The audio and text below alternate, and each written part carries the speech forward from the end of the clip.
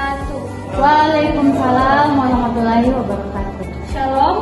Shalom. Dan selamat siang. Puji syukur kita panjatkan kepada Tuhan Yang Maha Esa, yang dimana kita masih diberikan kesempatan, kekuatan untuk hadir pada diskusi kali ini. Perkenalkan, nama saya Alfred Sampai sebagai moderator, dan di sebelah kanan kiri saya ada Reinian dan Irfan sebagai pemateri. Untuk mempersingkat waktu, langsung saja saya persilakan kepada pemateri pertama untuk membawakan materi ini.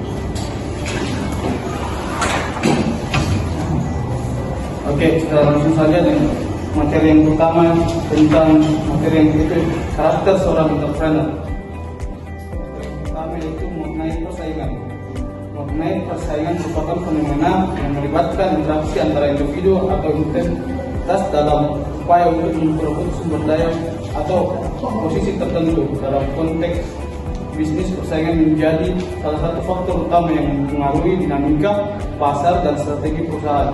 Untuk memahami konsep persaingan secara lebih mendalam, kita dapat merujuk pada berbagai teori pandang dalam filsafat yang dapat memberikan wawasan yang berharga.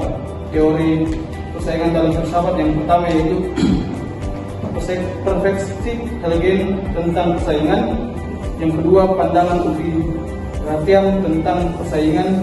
Yang ketiga, teori Darwin tentang sosial dalam persaingan. Adapun strategi dalam menghadapi persaingan yaitu inovasi sebagai strategi persaingan. Yang kedua, kolaborasi versus kompetisi. Yang ketiga, keseimbangan antara etika dan ambisi. Yang kedua, kita akan membahas membangun kepercayaan. Kepercayaan adalah aspek yang sangat penting dalam membangun hubungan yang kuat dan berkelanjutan, baik dalam bisnis maupun dalam kehidupan sehari-hari. Dalam konteks bisnis, kepercayaan merupakan fondasi dasar interaksi antara perusahaan, pelanggan, mitra bisnis, dan stakeholder lainnya. Dalam menjalankan bisnis, seorang entrepreneur harus memahami pentingnya membangun dan memelihara kepercayaan untuk mencapai kesuksesan jangka panjang. Untuk menjelaskan konsep membangun kepercayaan dan konteks bisnis, kita dapat merujuk pada beberapa aspek dan strategi yang relevan. Adapun aspek membangun kepercayaan yaitu yang pertama, integritas dan konsisten. Yang kedua, transparansi dan keterbukaan. Yang ketiga, penghormatan dan kemudian. Yang keempat, kepemimpinan yang terpercaya. Sedangkan strategi membangun kepercayaan terdiri dari yang pertama, pelayanan pelanggan yang prima. Yang kedua, komitmen terhadap kualitas. Yang ketiga, komunikasi yang efektif. Mungkin itu saja yang bisa saya sampaikan. Saya kembalikan ke moderator. Terima kasih kepada Reinian yang telah memaparkan materi. Selanjutnya kami persilakan kepada pemateri kedua.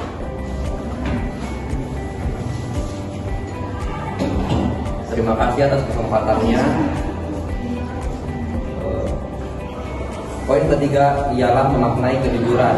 Kejujuran merupakan nilai yang mendasar dan kritis dalam menjalankan bisnis. Dalam dunia bisnis yang seringkali dipenuhi dengan persaingan dan tekanan untuk mencapai kesuksesan, mempertahankan integritas dan kejujuran menjadi tantangan tersendiri. Namun, memaknai kejujuran dalam bisnis tidak hanya penting untuk mempertahankan reputasi, tetapi juga sebagai landasan moral yang tidak bisa ditawar. Dalam menjalankan bisnis, seorang entrepreneur harus memahami dan menghargai pentingnya kejujuran dan setiap aspek aktivitas bisnisnya. Pentingnya kejujuran dalam bisnis dengan tujuan yang pertama, tujuannya membangun kepercayaan. Kejujuran adalah kunci untuk membangun kepercayaan yang kokoh dengan pelanggan, mitra bisnis, dan stakeholder lainnya. Ketika seorang entrepreneur menunjukkan kejujuran dalam tindakan dan komunikasinya, mereka akan dihormati dan dihargai oleh orang lain. Kepercayaan yang akan terbangun melalui kejujuran yang akan menjadi modal penting dalam memperluas jaringan bisnis dan memenangkan loyalitas pelanggan. Yang kedua, menghindari konsekuensi hukuman dan reputasi. Ketika seorang entrepreneur bertindak dengan jujur, mereka menghindari resiko terlibat dalam praktik-praktik ilegal atau tidak etis yang dapat mengakibatkan konsekuensi hukum dan merusak reputasi perusahaan. Yang ketiga, membangun budaya perusahaan yang sehat. Kejujuran juga membentuk dasar dari budaya perusahaan yang sehat dengan mempromosikan nilai-nilai kejujuran dan integritas di dalam perusahaan. Seorang entrepreneur dapat menciptakan lingkungan kerja yang transparan, saling percaya, dan berorientasi pada kebaikan bersama. Budaya perusahaan yang sehat akan meningkatkan motivasi dan kinerja karyawan serta memperkuat hubungan dengan pelanggan mitra bisnis. Adapun strategi menerapkan kejujuran dalam bisnis ialah keterbukaan dalam komunikasi. Seorang entrepreneur harus berkomunikasi secara terbuka dan jujur dengan pelanggan, karyawan, dan stakeholder lainnya. Dan kedua, mematuhi standar etika dan hukum. Seorang entrepreneur harus memastikan bahwa semua aktivitas bisnisnya sesuai dengan standar etika dan hukum yang berlaku. Dan yang ketiga, untuk menerapkan strategi kejujuran dalam bisnis ialah menyediakan layanan pelanggan yang berkualitas. Seorang entrepreneur harus memberikan layanan pelanggan yang berkualitas dan memberikan solusi yang jujur atau setiap masalah atau keluhan pelanggan. Mereka harus mengutamakan kebutuhan dan kepuasan pelanggan di atas segalanya.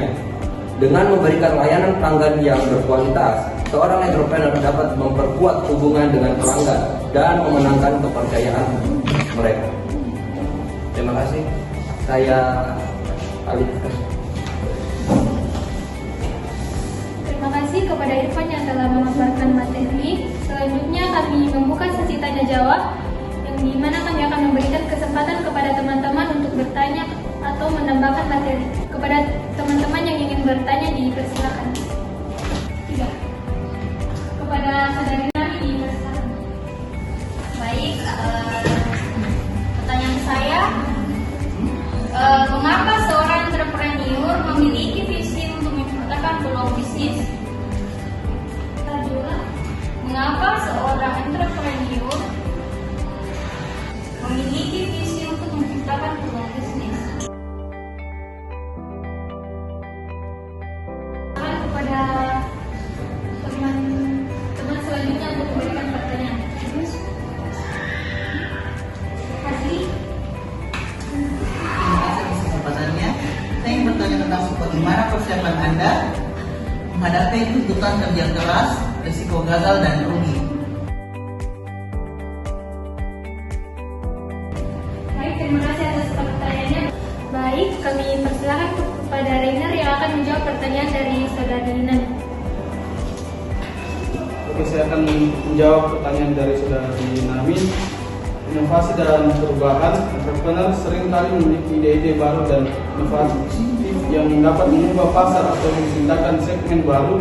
Visi membantu mereka memandu inovasi menjadi kenyataan. Mungkin sekian. Mungkin ada dari teman-teman yang ingin menyangka. Saya dipersilakan kepada saudari. Saya akan menjawab. Terus bagaimana dengan pemecahan masalahnya? Terima kasih. Oke, baik. Pemecahan masalahnya, jadi mereka harus melihat peluang di mana ada masalah atau kebutuhan yang belum terpenuhi. Dengan visi yang jelas, mereka dapat mengembangkan solusi yang mengisi celah ini dan menawarkan nilai lebih ke depan ke pelanggan. Visi memungkinkan entrepreneur untuk melihat potensi jangka panjang dari bisnis mereka. Ini membantu mereka merencanakan pertumbuhan dan akuntansi serta membuat keputusan strategis yang mendukung skalabilitas bisnis. Mungkin itu saja. Terima kasih. Bagaimana saudara Nani? Silakan kepada saudara Irfan untuk menjawab pertanyaan dari saudara Fahri. Ya, terima kasih atas kesempatannya. Saya ingin mau menjawab pertanyaan dari Fadli, bagaimana persiapan Anda menghadapi tuntutan kerja keras, resiko gagal dan rugi. Untuk menghadapi tuntutan kerja, resiko dan gagal dan rugi, yang pertama itu siap mental untuk membiarkan karyawan berkinerja buruk pergi. Terkadang usaha-usaha kita tidak berhasil sebagaimana seharusnya, dan kita perlu siap mental.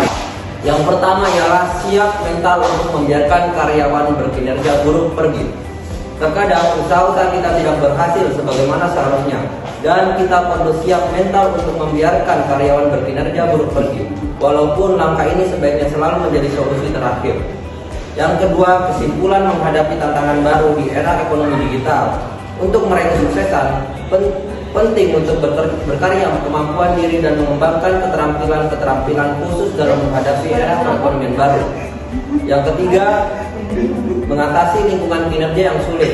Perubahan adalah hal yang tidak bisa dihindari dan kita perlu siap dan tidak takut menghadapi perubahan.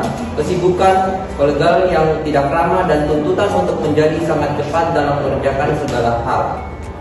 Dan masih banyak lagi seperti menjawab pertanyaan interview, menghadapi masalah di tempat kerja, mengatasi kegagalan, mengatasi tantangan di tempat kerja, dan menghadapi masalah di tempat kerja. Kepada saudara Fadli, bagaimana sudah menerima jawabannya? Oke. Oke, terima kasih kepada teman-teman yang sudah aktif memberikan pertanyaan. Sampai di sini sesi tanya jawab kita pada kali ini. Dan sekian materi kita pada hari ini. Assalamualaikum warahmatullahi wabarakatuh. Waalaikumsalam warahmatullahi wabarakatuh.